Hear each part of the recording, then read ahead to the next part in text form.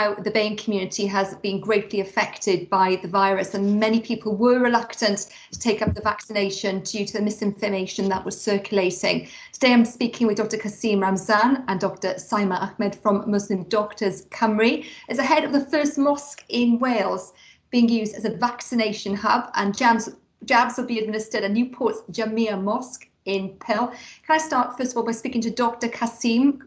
Welcome to you both.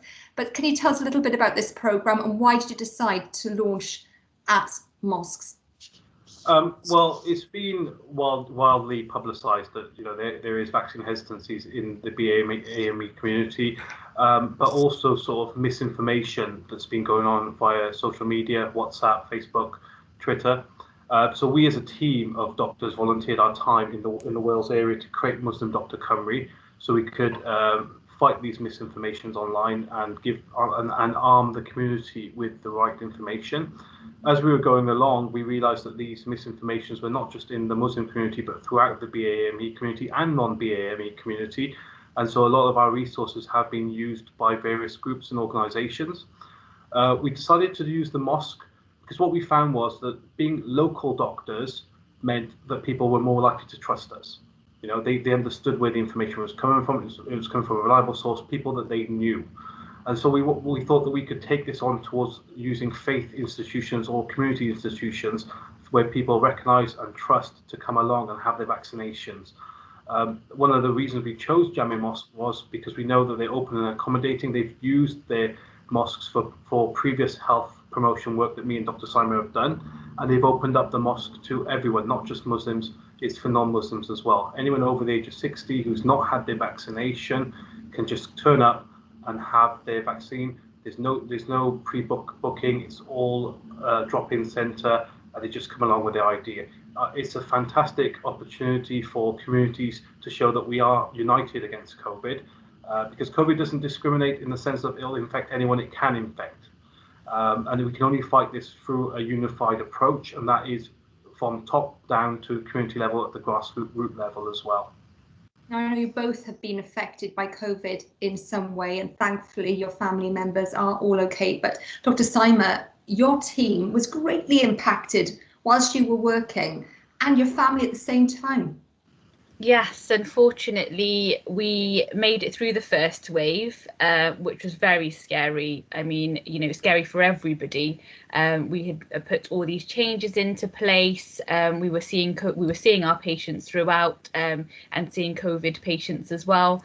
But unfortunately, we did get struck on the second wave. So in November time, it spread just all through the surgery, unfortunately, taking down pretty much all the doctors and the majority of the admin staff and the nursing team. And obviously, we can only function all together. So it did leave us in a situation where, for myself, I was the last man standing. So, patient care doesn't stop. Our patients won't stop needing us, even if we're unwell. So, we carried on, despite the fact that my colleagues, were very, very poorly, and their husbands at the time were, one in particular, her husband was on CPAP, so needing extra oxygen. So not only were we worried about them, but also then having to run the surgery and the logistics of the day-to-day runnings, with everybody one by one kind of dropping off, I guess, with symptoms or having to isolate. So it was a pretty terrifying time, and unfortunately my biggest fear at the time, I think for everybody, their biggest fear is catching COVID and then becoming very unwell with it. And when you see what you see day to day, you've got that extra added anxiety and that fear. And the fear from the beginning of the pandemic was always, am I going to bring this home to my family? I need to do what I need to do as a doctor for my patients. But as doctors, we've never been in a situation where essentially we are risking ourselves as well as our patients and also our families. So I've got a young family. So from the beginning, it was pretty scary. And then unfortunately, I did bring it home. I was the last man standing at the practice, and then they had to close down because I did then go on to have symptoms. And So my husband unfortunately caught it from me. I isolated as soon as I got home, but he still caught it from me. I was pretty unwell, but he unfortunately ended up in hospital. But he was in hospital for 24 hours or just under. He needed some observations and things, and they did find that the COVID had kind of gone into his lungs and caused the pneumonitis, but thankfully he didn't need any extra support and was able to come home. But it's taken him a good 2.5 months to recover from this, but we're here on the other side, and we're still getting through it. Dr. Kasim, if I could explain here, you experienced a scenario too where you had COVID, not in the same extent as Sayma. Yeah, so I was the opposite of Sayma, where I had it in the first wave, right at the beginning, when we didn't really know much about COVID.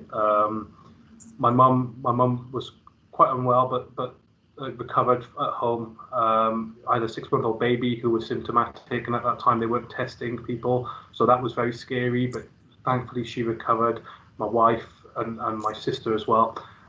It was a scary time at that time because, like I said, they weren't testing. We had those issues with the PPE. We were learning about COVID.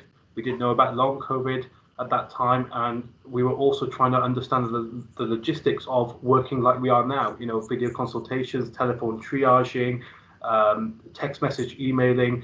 So even though I had COVID, I wasn't too unwell. I was able to carry on working from home. So talking to my patients, while my loved ones were unwell as well, because like Sayma said, the work had to carry on. And this is the kind of thing that maybe doesn't get brought up in public discussions about some of the hard work and sacrifices that a lot of the doctors and nurses have made. I kept in very good contact with Sayma whilst her family were unwell, and it was just such a scary time. But she still dedicated her time to her patients, her family, and also to the work that we were doing with Muslim Dr. Cymru. That didn't stop, even though there were such difficult circumstances that Sayma found herself in. Have you found yourselves almost turning counsellor to people as well? Because obviously they've been very afraid about the virus, many very concerned about having the vaccine. You've both been through the experience, you've both had the vaccine, and you can be advocates now for actually the experience and tell people actually it's okay, everything's going to work out okay, just get vaccinated and get protected. Yes, definitely. I mean, after there's so many discussions, unfortunately, with the side effects of the vaccines, for example, and sometimes I think what's happened with the misinformation and maybe the fears and anxieties of the unknown, because we are in the middle of a worldwide pandemic, people have maybe focused in quite a bit too much into the vaccine and the side effects. And I always try to, or we as a team always try to pull that out. Yes, we can give you the correct information and the scientific evidence, but we also need to look at why do we need to vaccinate ourselves.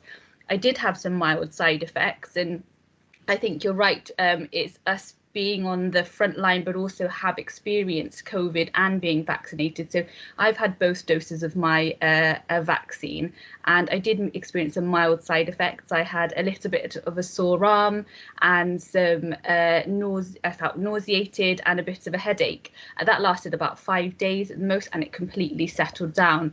But I always then say, but my symptoms of COVID were far worse. I couldn't move off my bed for 3 days. I did at times think I'm going to end up in hospital. I had severe chest pain, really bad shortness of breath. And then my husband then got even worse. And I just think, well, yes, there are some minor side effects with the vaccine. Not everybody has them though, but knowing that the vaccine will save you and the COVID virus kills, is just putting it into context. And having both, I can definitely say I'd be more than happy to be vaccinated again if needed and go through those minor side effects again if it stops me from having COVID. And actually having that fear, I think the scariest thing with COVID is not the fact that you've just got COVID as a virus, is that this virus can kill you. It's not just the cold virus, or I know there are high-risk individuals that can die from the flu virus, but the majority of us are okay.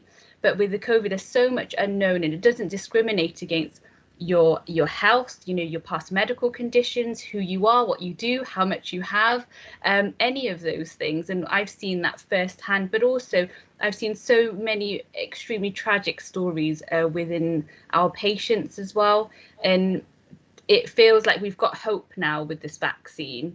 And I guess very simply put, there's light at the end of the tunnel. Let's all do this together. The vaccine will not only help us beat COVID, but come out of the pandemic. And the pandemic is affecting us in so many other ways, not just health, but socially, our mental health. You know, my children can't see their grandparents. They've been crying for weeks, well, months now, waking up in the middle of the night saying, I want to go to, my parents live in Bristol and we live in Cardiff, and well, we can't go, we can't see them, and they don't understand why that is. So I think it's looking at the bigger picture, as well as obviously the COVID virus, but the bigger picture of let's get through this together so we can all meet each other again, so we can have our lives back again.